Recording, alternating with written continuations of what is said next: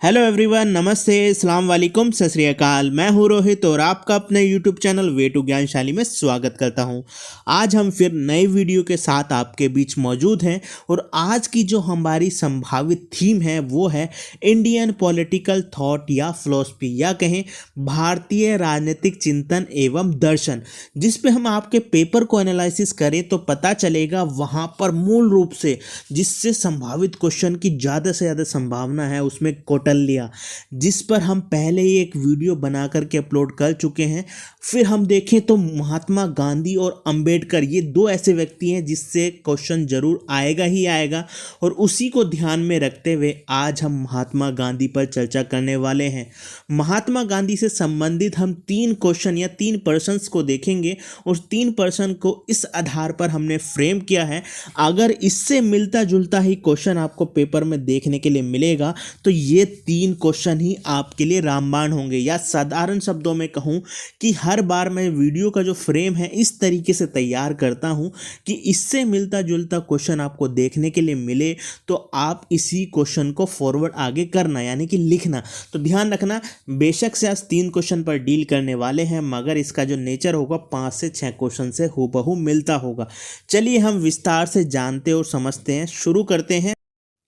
पहले क्वेश्चन पर चर्चा करने से पहले मेरा एक सवाल आपसे है, और ये सवाल है कि आप आंख बंद करके ज़रा सोचें, क्या आपके अंदर केवल एक इंसान है या आपके अंदर आपके ही 2-3 रूप आपको दिखाई पड़ते हैं। यानी कि उस सोच में आप कहते हैं कि किसी समस्या को हल करने के लिए धार्मिक कारण जरूरी होता है।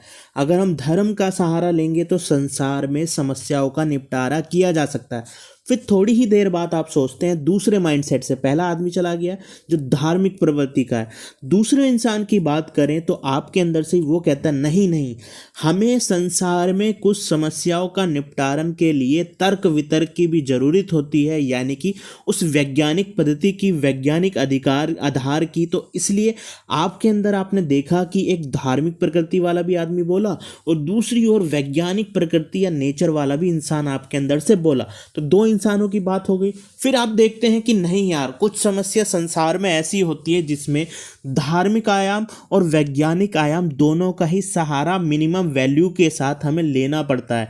50% धर्म को भी साथ रखना होता है, या 40% या 50% अपने अनुसार रेशियो को आधार बना करके हमें दोनों को समाहित करके आगे चलना होता है। तो आपने क्या देखा, आपके अंदर ही जब आपने खुद को एनालिसिस किया तो आपके अंदर ही देखने के लिए मिला कि आपके अंदर 3 मानव की सोच बसती है, जो धार्मिक आधार वाली, वैज्ञानिक आधार वाली और दोनों के मिश्रण वाली। तो 3 बने। वैसे ही जब विश्व में सबसे ज़्यादा जो भारतीय एक व्यक्ति है जिसको पूरे वर्ल्ड में सबसे ज़्यादा एनालिसिस रिसर्च किया जाता है वो है महात्मा गांधी। उसके बाद अंबेडकर की चर्चा होती है, कौटिल्य भी आते हैं, मगर जो सबसे ज़्यादा अगर किसी पर रिसर्च भारत के किसी व्यक्ति के ऊपर की जाती है वह महात्मा गांधी हैं। जब हमने देशीय और विदेशी स्कॉलर्स को पढ़ा तो ये सामने निकल करके आया, जो गांधी का जीवन है ना उसको हम त्रिमुखी 3 रूपों से देख और समझ सकते हैं। यानी कि जो 3 अंदाज है हमने लिखा है ना, गांधी जी का त्रिमुखी रूप। अभी हम बताएंगे क्या त्रिमुखी रूप है। दर्शन, गांधी जी का दर्शन या जीवन। तो इसका क्या मतलब हुआ, गांधी जी को भी स्कॉलर्स ने ना, जो विभिन्न साइंटिस्ट थे, यानी कि सोशल साइंस से जुड़े हुए, हिस्ट्री से जुड़े हुए, सोशोलॉजी से जुड़े हुए, उन्होंने गांधी के जीवन को, गांधी के दर्शन को त्रिमुखी यानी 3 तरीके से देखा है। जिसमें सबसे पहले हम चर्चा करें प्री मॉडर्निज्म गांधी, यानी कि पूर्व आधुनिक गांधी, यानी कि आधुनिक से पहले का गांधी, उसे हमने कहा पूर्व आधुनिक गांधी। फिर हमने कहा दूसरी ओर देखा, हमने कहा मॉडर्निस्ट गांधी। दूसरे नंबर पे कौन सा आया, आधुनिक गांधी। फिर तीसरे नंबर पे देखें तो तीसरे नंबर पे आपको देखने के लिए मिलेगा उत्तर आधुनिक गांधी, पोस्ट मॉडर्निस्ट गांधी। तो यही हम कहने की प्रयत्न कर रहे हैं, जब भी आप गांधी को पढ़ें ध्यान से सोचें और समझें तो इसी 3 डायरेक्शन से हमेशा से गांधी को देखना होगा आपको। आप एक पॉलिटिकल साइंटिस्ट है, याद रखें आप पॉलिटिकल साइंटिस्ट हैं, तो उसी आधार पर आप ध्यान रखें, गांधी को त्रिमुखी आधार पर देखें, 3 दर्शन के आधार पर देखें, जिसमें सबसे पहले हम चर्चा करने वाले हैं आप इसमें क्यों इसको बता रहा हूँ, उसका देखो समझाने का और बताने का तर्क यही है, जब भी आप सत्य की परिभाषा गांधी की देंगे ना, वो भी 3 डायमेंशन से दी जाती है। सत्याग्रह की आप परिभाषा देंगे ना, वो भी 3 डायमेंशन से दी जाती है। अहिंसा की परिभाषा आप देंगे ना, वो भी 3 डायमेंशन से दी जाती है, 3 आयाम के आधार पर। ठीक है, वैसे ही हमने गांधी के आधार पर स्कॉलर्स ने 3 भागों में बांटा है। जो पहला आज हम चर्चा कर रहे हैं वो है पूर्व आधुनिक गांधी, प्री मॉडर्निस्ट गांधी। इसकी जो मेन थीम है, इसमें स्कॉलर्स ने गांधी को किस रूप में देखा है, वो है परंपरा, आध्यात्मिकता, धार्मिकता, राम राज्य का समावेश। देखना, पूर्व आधुनिक गांधी पर हम चर्चा कर रहे हैं ना, इन्हीं 4 चीज़ों का समावेश गांधी के विचारों में, उनकी आत्मा में, उनके दर्शन में आपको दिखाई देगा। परंपरा यानी कि हमारे सदा से जो चली आ रही परंपरा है, इतनी ऐतिहासिक आधार पर जो चली आ रही परंपरा है, उसका मूल्य जरूर है, उसे हमें अपने ऊपर ढालना चाहिए, लागू करना चाहिए, एम्प्लीफाई करना चाहिए। आध्यात्मिकतावाद, आध्यात्मिकतावाद हमें एक दर्शन देती है, एक जीवन का तरीका देती है कि हम नैतिक रूप से आगे बढ़ें। धार्मिकता, धार्मिकता भी हमें अच्छा बुरा सही गलत के बारे में बताती है, वह दर्शन देता है कि कैसे हम अपने जीवन को इम्प्लीमेंट करें आने वाले समय के लिए। वैसे ही उन्होंने इस पूरे ही उसको दर्शन को निपटा दिया है किस पर, राम राज्य पर। राम राज्य कैसा हो, जो कर्तव्य वाला हो, जहाँ पर हर एक व्यक्ति दूसरे का सम्मान करता हो, चोरी ना हो, लालच ना हो, ऐसे राम राज्य का निर्माण हमें करना है। तो गांधी जी का कौन सा जीवन निकल करके आया, इसे स्कॉलर्स ने कहा पूर्व आधुनिक गांधी। जरा अब इसके एक एक पॉइंट को समझ ले। तो पहला पॉइंट हमने यहाँ पर बनाया है, वो बनाया मनुष्य और ईश्वर का वास तथा व्यक्ति साध्य। ये कहते हैं कि जो मनुष्य है उसके अंदर ही, जैसे आप हमारी वीडियो देख रहे हैं, आपका कुछ ABC कुछ भी नाम हो सकता है, मैं यह मान करके यह वीडियो बना रहा हूँ, यह मान करके अपने तर्क आपको बता रहा हूँ कि आपके अंदर ईश्वर का वास है। अगर मैंने आपको कुछ गाली दी, मैंने आपको बुरा कहा, गलत कहा, तो क्या कहा, सीधे तौर पर मैंने ईश्वर को चुनौती दी, ईश्वर को गलत और बुरा बुला कहा है। इसलिए इन्होंने, गांधी जी ने कहा, मनुष्य के अंदर ही ईश्वर का वास होता है। जैसे हम आत्मा और परमात्मा के मिलन की बात करते हैं ना, वह आत्मा भी जो आपके अंदर है, मेरे अंदर है, वो ईश्वर का ही रूप है। ठीक है, इसलिए व्यक्ति को हमेशा साध्य माना जाए, कभी भी उसे साधन ना माना जाए, क्योंकि उसके अंदर ईश्वर का वास है। अगर वह अपने रास्ते से भटकाव की स्थिति में है, तो आप उसकी उस आत्मा को शुद्ध करने का कार्य करेंगे, उस परंपराओं से, उस आध्यात्मिकता से, उस धार्मिकता से। तो यही क्या रहा, पहला पॉइंट। और दूसरे पॉइंट की ओर चलें तो ईश्वर ही सत्य है। जो आप देखते हैं, आप जो बोल रहे हैं, अगर वो सत्य है तो उसका मतलब ये हो गया कि आप ईश्वर की भाषा बोल रहे हैं, ईश्वर के बताए मार्ग पर चल रहे हैं। तो ये कहा गया, अगर जो संसार में सत्य है ना, वही ईश्वर है। याद रखना, ये बहुत बड़ा डिबेट है इसके ऊपर। जब हम पोस्ट मॉडर्निस्ट गांधी की बात करेंगे ना आगे, तब इसे और अच्छे से समझाने की कोशिश करेंगे। अब तीसरे पॉइंट की ओर चर्चा करें तो तीसरा पॉइंट होगा धर्म सहित राजनीतिक प्रक्रिया हो। इसमें क्या है कि जो हमारी राजनीतिक स्ट्रक्चर है, पॉलिटिकल सिस्टम है, उसमें धर्म का समाहित होना जरूरी है। कैसे, जब हम नीतियों का निर्माण करेंगे, जो निर्णय लेंगे, वो इस आधार पर होगा कि उस नीति और निर्णय का दायित्व का जो कर्तव्य जो बन कर के आएगा, वो क्या होगा, सभी समाज के ऊपर लाभकारी होगा, सभी के लिए होगा। हम किसी का बुरा या भला नहीं चाहेंगे, बल्कि हम सभी का भला चाहेंगे। और वहाँ पर अधिकार सबको मिले होंगे, सबका उन अधिकारों के साथ कर्तव्य भी बंधा होगा। तो ये कहा था उन्होंने। उनके पूर्व गांधी को देखते हैं, पूर्व आधुनिक गांधी को जब देखते हैं स्कॉलर्स, तो ये विचार उनके मन में निकल करके आते हैं। फिर वो आर्थिक जीवन में भी इसकी चर्चा करते हैं, यानी कि अर्थशास्त्र में भी। तो हम देखें, अर्थशास्त्र में अर्थ का नैतिक मूल्य हो, यानी जो हमारा जो अर्थशास्त्र है, जो आर्थिक जीवन हमारा चलता है, अर्थव्यवस्था चलती है, हमें रोजगार चाहिए होता है, हम उपभोग करते हैं व्यक्ति का, वो वस्तुओं का, वो किस आधार पर करें। उत्पादन और वितरण, बंटवारे और उपभोग को इस तरीके से किया जाए कि समाज में लालच के आधार पर कुछ ना हो, बल्कि अपनी ज़रूरतों के आधार पर हो। अगर हम संसाधनों का बंटवारा सब में कर रहे हो, तो इक्वली सबको डिस्ट्रीब्यूटेड कर दिए जाएं। क्योंकि ये क्या कहते हैं गांधी जी, समस्त जो संपत्ति है वो किसकी है, ईश्वर की। समस्त भूमि राम की। हम क्या हैं, अगर एक उद्योग उद्योगपति है वह इसका मालिक नहीं संरक्षक है, और जो क्या कहते हैं वह कैसे करेगा, इसकी संरक्षण करके अपने लिए कमाई करेगा। वहीं एक मजदूर इसे मेहनत कर करके पाएगा। हम इसके मालिक नहीं, क्या है संरक्षक हैं। तो ये अर्थशास्त्र में उनका विचार इस तरीके से इम्प्लीमेंट हुआ था। ठीक है, अब आगे हम चलें तो हम देखें समाज के लिए क्या कहते हैं, यानी कि हमने आर्थिक जीवन की भी बात कर ली, राजनीतिक जीवन की बात कर ली, अब हम सामाजिक जीवन की चर्चा करें। तो सामाजिक जीवन में गांधी जी जो पूर्व आधुनिक गांधी है उनका क्या कहना था, समाज का रूप ऐसा हो जो गांवों में बसता हो। ठीक है, गांवों में मनुष्य का वास हो, विलेज में हमारा जो विलेज वाला सिस्टम है उन गांवों में ईश्वर का वास हो, आपसी मेल मिलाप वाला वहाँ जीवन होता है। ठीक है, एक दूसरे की ज़रूरतों को इंसान पहचानता है और उसी के आधार पर उसके बीच क्या होता, वस्तु विनिमय। वहाँ पर कोई टकराव नहीं होता, वहाँ पर कोई संघर्ष नहीं होता, बल्कि एक दूसरे के साथ विश्वास के भाव के साथ, वस्तु विनिमय के साथ एक दूसरे से जुड़े होते हैं, एक दूसरे की आवश्यकताओं के साथ एक दूसरे के ऊपर निर्भर भी होते हैं, और वह स्वयं में ही आत्मनिर्भर गांव कहलाता है। तो ये हमने देखा, ये कौन सा गांव था, यानी कि गांव ना कहकर के हमें कहे कौन सा पीरियड था, ये कौन सा काल था गांधी जी का। ये कहा स्कॉलर्स ने कि गांधी का जो ये दर्शन था यह पूर्व आधुनिक गांधी था। देखो, आप इसे अभी भी ना समझ पाए हो तो मैं इसे समझाने की बहुत ही सरल तरीके से कोशिश करता हूँ।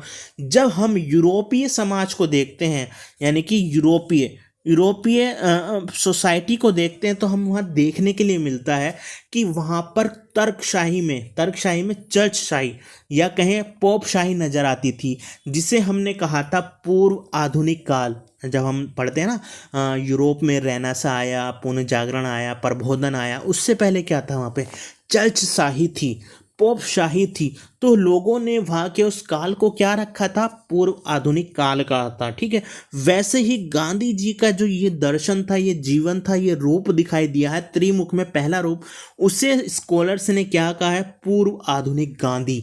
ठीक है, अब आगे चलें, जो दूसरा रूप गांधी जी का स्कॉलर्स ने बांटा है वो कौन सा है, आधुनिक गांधी। देखो, अब आधुनिक गांधी को कैसे देखेंगे, हमने यूरोपीय स्थिति के आधार पर देखें, जहाँ पर चर्चशाही को हटा करके, पोपशाही को हटा करके प्रबोधन का काल आया, जहाँ बड़े बड़े थ्योरिस्ट हुए, दार्शनिक हुए, विद्वान हुए, उन्होंने लोगों को एक रेनेसां दिया, एक नई स्थिति दी, पुनः जागरण किया उनके मन में कि हमें ऐसे आगे बढ़ना होगा, किसी खास धर्म का, किसी खास मान्यता का, किसी खास परंपरा का हमारे ऊपर दबाव कहीं ना कहीं हमारे विकास को अवरुद्ध कर देता है। वैसे ही यहाँ पर आधुनिक गांधी जी निकल करके आते हैं। स्कॉलर्स ने इसे आधुनिक गांधी का नाम किया है, और इसमें क्या कहा है इन्होंने, तर्क और फर्क का उपयोग करना गांधी जी ने हमें सिखाया है। ठीक है, यहाँ पर आधुनिक गांधी में हमें बताने की कोशिश की है कि जब अंग्रेजों ने हमारे ऊपर नियंत्रण स्थापित किया तो हमारे ऊपर भी तर्क आया। ठीक है, तर्क ये आया, हम भी रेनेसां हुए, विद्वान बने, हमने भी अपनी जनता को जागरूक किया, नहीं कि कोई व्यक्ति हमें दबा नहीं सकता, चाहे वो एक परंपरा हो, अगर वह परंपरा संकीर्ण हो, जो समाज में भेदभाव का कार्य करती हो, चाहे वो जाति प्रथा हो, ठीक है, चाहे महिलाओं के साथ उत्पीड़न हो। तो ये क्या है, हमारे साथ क्या हुआ, आधुनिक गांधी में दिखाई देने लग गया है तर्क और फर्क का उपयोग। हमें तर्क करना आ गया है, हमें फर्क करना आ गया है, इसके आधार पर हम समाज को आगे बढ़ाएंगे। जैसे किस समाज में देखा गया, यूरोपीय समाज में प्रबोधन के काल में, वैसे ही विचार यहाँ पर किसके, गांधी जी के विचार लगे हैं विभिन्न स्कॉलर्स के। यहाँ पर वह व्यक्ति को तर्क के, विवेक के आधार पर आगे बढ़ने की कोशिश करते रहे। परंपरा भी साथ चलेंगी, मगर संकीर्ण परंपराओं को यहाँ त्यागने की बात होगी। ठीक है, हमें फर्क करना आना चाहिए होगा। यहाँ पर आधुनिक गांधी के यहाँ पर विचार देखने के लिए मिलते हैं। फिर अगली चर्चा करें पॉइंट की, तो यहाँ पर कहते हैं गांधी जी, आत्म अनुशासित, यानी खुद सेल्फ रूप से क्या होगा, हमें आपको अनुशासित करना, डिसिप्लिनली बनाना, डिसिप्लिन में रहना है। फिर क्या है, आत्मनियंत्रण, यानी कि सेल्फ कंट्रोल हमें अपने ऊपर आ गया है। कैसे, आधुनिक गांधी यही कहते हैं इस विचार में कि हम क्या है, व्यक्ति क्या है, इतना संभल है, इतना विवेकी है, इतना अच्छा है, नैतिक है, वह अच्छे और बुरे के बारे में जानता है, इसलिए वो आपका किसी भारी व्यक्ति की जरूरत नहीं है। जैसे हमने पूर्व आधुनिक काल में देखा था ना, वहाँ पे पोप शाही जो कहती थी उसी के आधार पर समाज को चलना होगा। तो यहाँ पर आधुनिक गांधी के जो विचार देखने के लिए मिले ना, वो ऐसे थे कि वह व्यक्ति को ये कहते हैं कि वह विवेकी है, वो तर्कशील है, वह अपने नैतिक और अनैतिक कार्यों को जानता है। इसलिए व्यक्ति यहाँ पर क्या है, सेल्फ कंट्रोल है, सेल्फ डिसिप्लिन है, सेल्फ संचालन है, अपने आप को एक्सेलरेट करता है आगे बढ़ने के लिए। उसे किसी भी व्यक्ति की जरूरत, समाज की जरूरत, राज्य की जरूरत नहीं है, क्योंकि वह इतना विवेकी है। इसलिए उसकी व्यक्तिगत स्वतंत्रता की अपेक्षा संभव नहीं है, उपेक्षा संभव नहीं है। यानी कि व्यक्ति में ये सभी गुण हैं, तो किसी के द्वारा उसकी व्यक्तिगत आज़ादी पर किसी तरीके का प्रतिबंध, चाहे वो धर्म का हो, यानी कि धर्म का मतलब यह होगा बैड ट्रेडिशंस का हो गया, ठीक है, किसी अंग्रेज का हो, राज्य का हो, प्रशासन का हो, वह नियंत्रण इसके ऊपर नहीं होना चाहिए। हम देखते हैं ना, जब रहने से आया तो वहाँ पर क्या चीज़ हुई, सबकी आज़ादी की बात हुई, सबकी स्वतंत्रता की बात हुई, तो वही लिबर्टी की बात यहाँ पर भी गांधी जी ने कहा। तो ये आधुनिक गांधी किसने कहा है, स्कॉलर्स ने, विभिन्न विभिन्न स्कॉलर्स ने, ठीक है। फिर हम बात करते हैं, कोई श्रेष्ठता का भाव नहीं, अर्थात सब समान है, ठीक है। इसमें क्या कहा गया, कोई श्रेष्ठता का भाव नहीं अर्थात सब समान है। यहाँ पर क्या कहा गया, जो पहले से परंपराओं के आधार पर पोप शाही ने किसी समाज को, विशेष समाज को जो अधिकार दिए रखे थे, अब वह अधिकार सबके लिए हैं, क्योंकि हर मानव में मानव मूल्य होता है, मानवीय गुण होते हैं, हम उसके साथ जानवरों जैसा व्यवहार नहीं कर सकते। ये रेनेसा ने कहा। वैसे ही विचार स्कॉलर्स को, विभिन्न विभिन्न राजनीतिक पंडितों को लगे कि यहाँ पर गांधी का विचार आधुनिक है, क्योंकि वह भी कहते हैं व्यक्ति सर्वश्रेष्ठ है, हर एक मानव के अंदर मानवीय मूल है, उसे जानवर की तरह हम नहीं मान सकते, इसलिए समानता का यह विचार गांधी जी के आधुनिक विचारों में मिलता है। फिर अगले पॉइंट की ओर चलें। अगला पॉइंट है क्रूतियों और अभिशाप प्रथाओं का विरोध एवं अद्वैत समाज। देखो यहाँ पर क्या मतलब हो गया, ऐसी प्रथाएं, ऐसी क्रूतियाँ, ऐसे अभिशाप जो हमें पिछड़ाव के करीब ले जाते हैं या हमें पीछे धकेलते हैं, हमें उन्हें त्यागना होगा। जैसे क्या कहें, जैसे महिलाओं के खिलाफ होने वाले अत्याचार, दलितों के, पिछड़ों के खिलाफ होने वाले अत्याचार, उनको विकास के समान अवसर ना देने के तरीके, अगर हमें समाज में इस तरीके कोई तरीके हैं तो उसे हटाना चाहिए, क्योंकि वह व्यक्तियों को पिछड़ाव की ओर धकेलते हैं। हमारा समाज कैसा, अद्वैत समाज, हमारा समाज एक यूनिट में जुड़ा हुआ है, हमारा साथ विविध है और यूनिट में जुड़ा हुआ है। यहाँ पर हिंदू, मुस्लिम, सिख, ईसाई, जैन, बौद्ध धर्म, पारसी, जितने भी धर्म के लोग हैं सब एक साथ जुड़े हुए हैं। वो जाति के सोच, हमारा समाज टूटा हुआ नहीं है, बल्कि सबको समान अधिकार दे करके हमने सबको अपने साथ जोड़ा है, ठीक है। ये इसका पॉइंट का कहने का मतलब हुआ। अगला पॉइंट है राज्य पर नियंत्रण, यहाँ पर लिखा भारी नियंत्रण, आगे बताएंगे क्या, और राज्य के समक्ष एक व्यक्ति के महत्व को स्वीकारना। यहाँ पर कहने का मतलब ये हुआ, राज्य पर नियंत्रण किसका, राज्य पर भारी नियंत्रण, राज्य का भारी नियंत्रण नहीं होना चाहिए, किसके ऊपर, व्यक्ति के ऊपर। क्योंकि हम देखते हैं ना गांधी जी के विचारों को, गांधी जी ने क्या देखा, अंग्रेज भारत में थे, वो एक राज्य और एक अपने प्रशासन और एक शक्ति ही तो चलाते थे। उन्होंने क्या कहा, जो राज्य होता है एक भारी शक्ति है, और वो भारी शक्ति किसके आधार पर है, वो हिंसा के आधार पर है, हिंसात्मक शक्ति है, और वह व्यक्ति पर कंट्रोल करना चाहती है। इसलिए गांधी जी इसका विरोध करते हैं और वो कहते हैं राज्य जो है शक्ति का प्रतीक है, और वो शक्ति किसके ऊपर अपनाता है, हिंसा के द्वारा भी वह होता है अपना व्यक्ति के ऊपर। इसलिए उन्होंने राज्य और व्यक्ति की जब चर्चा आई तो वहाँ पर व्यक्ति को सर्वोपरि माना है। ये आधुनिक विचार है गांधी जी का। अगर हम फिलॉसफी पढ़ते हैं, पॉलिटिकल थॉट पढ़ते हैं वेस्टर्न के, तो वहाँ पर भी ये डिबेट देखने के लिए मिला। इसलिए जो स्कॉलर्स रहे, चाहे वो भारतीय स्कॉलर्स रहे, चाहे विदेशी स्कॉलर्स रहे, उन्होंने क्या कहा, ये गांधी जी के जो ऐसे विचार हैं आधुनिक विचार हैं, और जो हमने पूर्व के विचार देखे वो थे पूर्व आधुनिक गांधी के विचार, ठीक है। अगले पॉइंट की ओर बढ़े तो अगला पॉइंट क्या है, अराजकतावाद और स्वराज का विचार, ठीक है, स्वराज का विचार, ठीक है। हमने क्या देखा, हमने ये देखा ना कि जो एक राज्य है वो क्या अपनी शक्ति का उपयोग करता है, उसके ऊपर वह व्यक्ति के ऊपर नियंत्रण स्थापित करता है। तो यहाँ पर अराजकता का मतलब गांधी जी के लिए क्या हुआ, देखो अराजकता का मतलब गांधी जी के लिए ना यहाँ बहुत पॉजिटिव वे में है। हम इसे ये ना कहें कि हमने अराजकता समाज में फैला दी, नहीं, गांधी जी ने, हमने ऊपर ही कहा, व्यक्ति के ऊपर तर्क आ चुका है, ठीक है। उन्होंने कहा गांधी और व्यक्ति व्यक्ति, गांधी जी कहते हैं तर्क और फर्क में उपयोग करने लगा है व्यक्ति, उसे आत्म अनुशासित कहा, आत्मनियंत्रित कहा, आत्म संचालित कहा, क्योंकि वह विवेकी है, उसके पास विवेक है, उसके पास तर्क है, वो नैतिक अनैतिक कार्यों को करना जानता है, उनमें अंतर करना जानता है। इसलिए जो है राज्य को नहीं होना चाहिए, क्योंकि राज्य शक्ति के आधार पर व्यक्ति के ऊपर हिंसात्मक तरीके से उसके ऊपर नियंत्रण स्थापित करना चाहता है। और इसलिए कहा कि हम ऐसे जीवन जीना चाहते हैं जो अराजक हो। गांधी जी के लिए अराजक क्या था?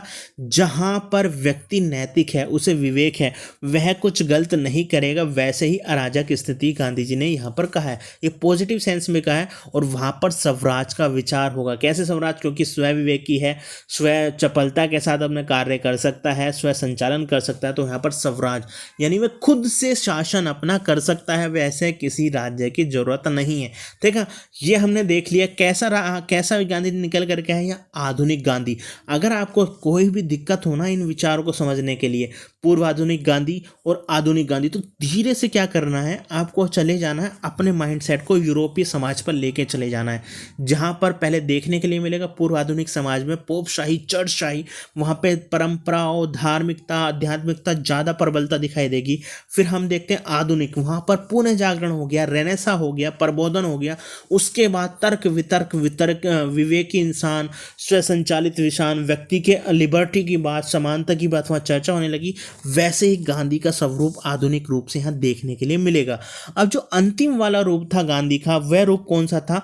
उत्तर आधुनिक गांधी। देखो, उत्तर आधुनिक गांधी जो सबसे बड़ा डिबेट होता है कि गांधी क्या पोस्ट मॉडर्निस्ट गांधी हैं, क्या उनके विचार पोस्ट मॉडर्निस्ट हैं। देखो, उत्तर आधुनिकता क्या कहती है, उत्तर आधुनिकता वाद कहता क्या है? देखो, वह यही कहता है कि आधुनिक हर व्यक्ति को होना चाहिए।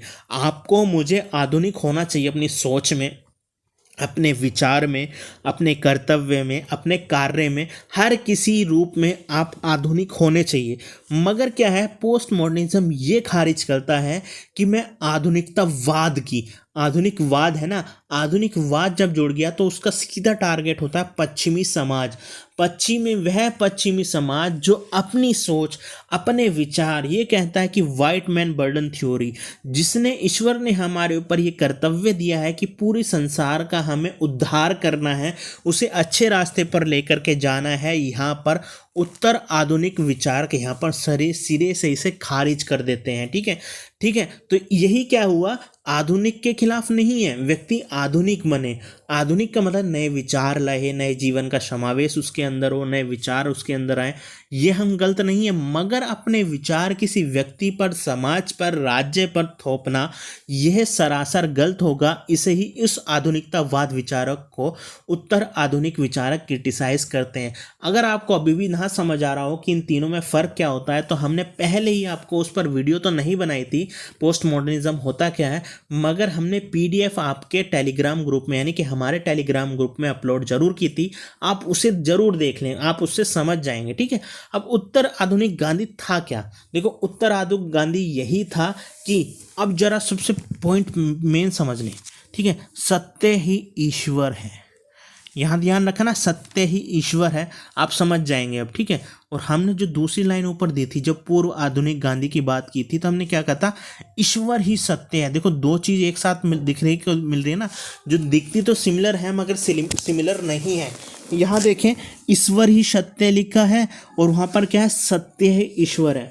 देखो, जब इन विचारकों ने, स्कॉलर्स ने गांधी को जानने की कोशिश की, तो ये इस निष्कर्ष पर पहुँचे, जो पूर्व आधुनिक गांधी है वो क्या कहते हैं, ईश्वर ही सत्य है। जो आपके सामने कुछ घटना हो रही है, जो सत्य आपको नजर आ रहा है ना, वो सीधे तौर पर क्या है, ईश्वर है।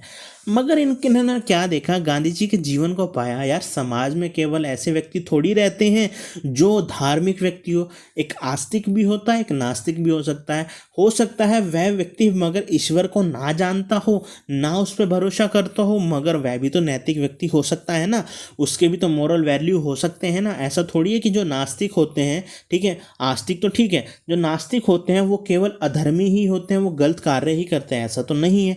बल्कि ये देखा जाता है जो नास्तिक हैं वह भी व्यक्ति के हमारे समाज के लिए, दूसरे व्यक्ति के लिए भलाई के काम जरूर करते हैं। तो यहाँ पर इनको क्या नजर आया, जो पूर्व आधुनिक गांधी है, ठीक है, वो क्या है, ईश्वरीय सत्य कहता है। जो अगर सत्य कुछ समाज में हो रहा है, जो घटना सही हो रही है, उसका सीधा रूप ईश्वर है। मगर इसमें जब पूर्व आधुनिक गांधी को देखें तो उन्होंने क्या देखा, यहाँ पर इन्होंने कहा ईश्वर, सत्य ही ईश्वर है। जो आप सत्य कहला रहे हैं वह ईश्वर है। हर एक व्यक्ति के लिए, देखो उत्तर आधुनिक विचारधारा क्या कहती है कि हर एक व्यक्ति के तर्क को, समाज में विविधता होती है, उसके तर्क को, उसके विचार को, उसके मूल्यों को, उसके तथ्यों को हमें मान्यता देनी है। किसी के ऊपर किसी के मूल्य विचार को थोपा नहीं दिया जा सकता, क्योंकि यहाँ पर कुछ भी सर्वमान्य नहीं है, क्योंकि व्यक्ति अपनी सापेक्ष दृष्टि से देखता है कि उसके लिए क्या सही है क्या गलत है। इसलिए इन्होंने यहाँ पर कहा, जो गांधी को एनालिसिस करते हैं, उनका अध्ययन करते हैं, उन्होंने कहा उत्तर आधुनिक गांधी में हमें एक नया चीज देखने के लिए मिला। अब वो कहते हैं सत्य ही ईश्वर है, क्योंकि समाज में आस्तिक के साथ नास्तिक लोग भी रहते हैं, इसलिए उनके लिए सत्य अलग हो सकता है। ठीक है, जो उनके लिए सत्य होगा, जैसे मेरे लिए सत्य अलग होगा, आपके लिए सत्य अलग होगा, तो उन्होंने कहा जो आपके लिए सत्य होगा, देखो समाज उसे मान्यता देखा होगा, तो वही ईश्वर है, ना कि ईश्वर ही सत्य है। देखो आप समझ गए होंगे धीरे धीरे, नहीं समझेंगे तो इस वीडियो को दोबारा से रिपीट करके देखना, समझ जरूर आ जाएगा। ठीक, अब हम दूसरे पॉइंट की बात करें। दूसरे पॉइंट में लिखा है स्वराज किसका, दलितों और पिछड़ों का इतिहास। इसे समझने के लिए जरा हम जानते हैं जो पोस्ट मॉडर्निज्म थ्योरी है, उत्तर आधुनिक थ्योरी है, उसमें क्या कहा गया है। उसमें कहा गया है कि एक ग्रैंड नैरेटिव होता है, मेटा नैरेटिव होती है। क्या होता है, हर एक समाज ना अपने पीछे ग्रैंड स्टोरी बनाता है कि हाँ हमारा समाज ऐसे आगे बढ़ा, वैसे आगे बढ़ा, इस तरीके से दिशा दी। जो हमारे समाज की मान्यताएं, प्रथाएं जो कहती हैं उसे हमें मानना होगा, वो ग्रैंड नैरेटिव के आधार पर आगे बढ़ते हैं। ठीक है, मगर भारतीय समाज को जरा देखें, बहुत गहराई से देखें।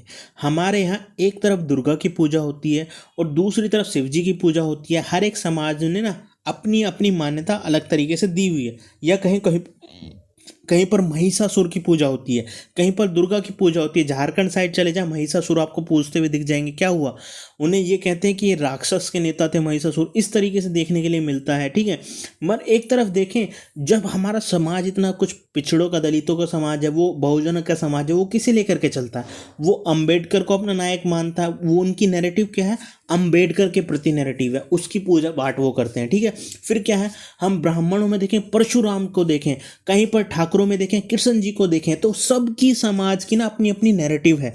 या हम दूसरा देखें, निषाद पार्टी है यूपी में, निषाद पार्टी, जरा उसे थोड़ा सा ध्यान से देखेंगे ना, उन्होंने भी सुहल देव करके कुछ ऐसी हैं, शायद देवता क्या है वो, सुहल देव मुझे याद नहीं है सीधे प्रत्यक्ष तौर पर, अब याद नहीं है। वो भी क्या है, अपने एक नायक लेकर के आते हैं, उन्हें पूछते हैं, उसके आधार पर वो आगे बढ़ते हैं। जैसे अब हम यहाँ पर देखें, जो हमारे देश में विवाद चल रहा है किसके ऊपर, गुर्जर समाज के बीच ही और राजपूत के लिए, वो क्या है, मिहिर भोज को लेकर के उनके बीच लड़ाई है, फिर पृथ्वीराज को लेकर के लड़ाई है, कौन ये क्या राजपूत थे या के गुर्जर थे। तो क्या है, ये नैरेटिव है, ये ग्रैंड नैरेटिव है। मगर यहाँ कहा हुआ, जब हर एक समाज अपने अपने नैरेटिव डिसाइड करता है ना, तो ये कहते हैं उत्तर आधुनिकतावाद वाले कि सबके अपने छोटे छोटे नैरेटिव्स होते हैं। हाँ, हिंदू समाज में कई सारी जातियों का अलग नैरेटिव हो सकता है, ब्राह्मणों का अलग हो सकता है, दलितों का अलग हो सकता है।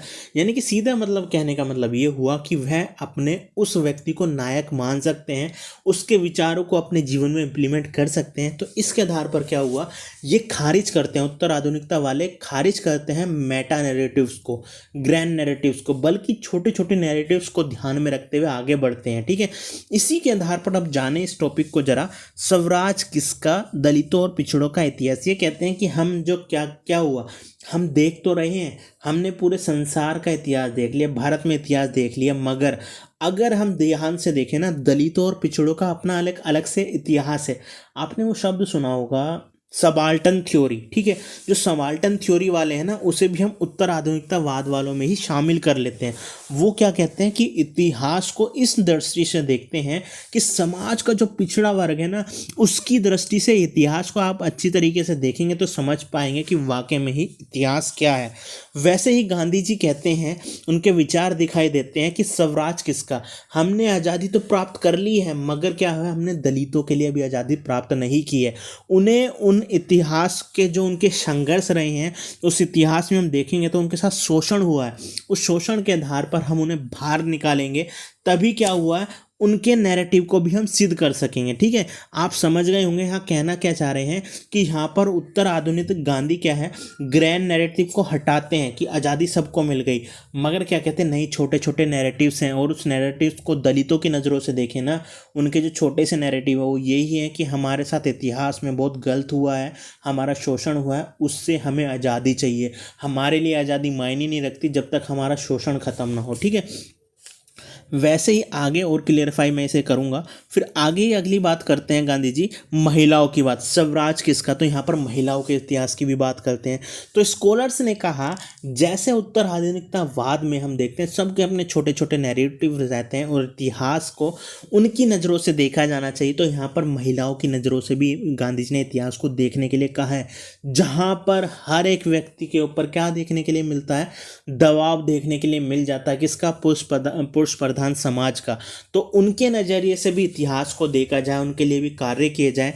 गांधी जी के कोट से जरा यहाँ देख लेते हैं, वो क्या कह देते हैं, हम आज आज़ाद तो हो रहे हैं, यानी जब हमें आज़ादी मिली, आज़ाद सही से लिखा हुआ नहीं, आप देख लेना, हम यहाँ पर आज़ाद तो हो रहे हैं मगर यहाँ पर पूर्ण आज़ादी हमें नहीं मिल रही है, क्योंकि भारत में दो तरह की गुलामी और है। कौन सी गुलामी, दलितों पिछड़ों की गुलामी, दूसरा महिलाओं की गुलामी। जब तक हम इन्हें आज़ाद नहीं करा पाएंगे तब तक हमारा समाज पूर्ण रूप से आज़ाद नहीं माना जाएगा, ऐसा गांधी जी का मानना था जब हम आज़ाद हो रहे थे, ठीक है। तो इसी के आधार पर इन्होंने, स्कॉलर्स ने इन्हें पूर्व आधुनिक गांधी का है, यानी कि नहीं, उत्तर आधुनिक गांधी का है, ठीक है। अगले पॉइंट को देखें, रेडोल्फ एंड रोल्स का नाम तो आपने सुना ही होगा, ठीक है, बहुत फेमस नाम है, इनकी बुक भी है, पोस्ट मॉडर्निस्ट गांधी करके बुक का नाम भी है। उसमें इन्होंने लिखा है, सभी स्थानीय प्रथाओं, पहचान, सापेक्ष सत्य का अपना महत्व है। वो कहते हैं, गांधी जी को विचार रखते हुए, गांधी जी को देखते हुए कहते हैं कि गांधी जी क्या कहते हैं ना, पहले पूर्व के गांधी जी को भूल जाए, आधुनिक गांधी को भूल जाए, मगर उत्तर आधुनिक गांधी को हम दृष्टि से देखें तो गांधी जी कहते हैं कि हमारे समाज में सबकी अपनी स्थानीय प्रथाएं होती हैं, उसको भी हमें स्थान दिया जाना चाहिए, उसकी पहचान को भी मान्यता दी जानी चाहिए, उसके सापेक्ष सत्य को, जो उसका सत्य है वो बाद में ईश्वर बनता है, उसको भी यहाँ पर महत्व हमें देना होगा, ठीक है। अब जैसे पहचान क्या हो सकती है, हमारी ट्राइब्स की अलग पहचान होती है, उसका लोकगीत अलग होता है, उसका पहनावा अलग होता है, उसका खान पान अलग होता है, उसका जीने का तरीका अलग होता है, उसकी पंचायती व्यवस्था अलग होती है। तो हमारे कॉन्स्टिट्यूशन ने भी तो उसको मान्यता दी है ना। तो ये क्या है, हमारा कॉन्स्टिट्यूशन भी एक तरीके से पोस्ट मॉडर्निज्म विचार को समाहित करता है, ठीक है। अगली बात करें, क्या कहते हैं गांधी जी, देखो, आधुनिक की बात जब आई, आधुनिकवाद की जब बात आई, तो हम देखते हैं उत्तर आधुनिकवाद सीधे किसकी आलोचना करता नजर आता है, पश्चिमी सभ्यता की। वैसे ही इन्होंने कहा कि आज स्कॉलर्स थे कि हाँ, गांधी जी के विचार भी उत्तर आधुनिकतावाद थे। कैसे, क्योंकि उन्होंने पश्चिमी सभ्यता की आलोचना की है, क्योंकि पश्चिमी सभ्यता लालच पर डिपेंड है, और वो उस औद्योगिक क्रांति पर डिपेंड है जहाँ पर उनके मन में लालच पैदा हुआ है, ज़्यादा से ज़्यादा संसाधनों को बनाना, और जिसके आधार पर हम क्या है, पर्यावरण को भी नुकसान पहुंचाते हैं।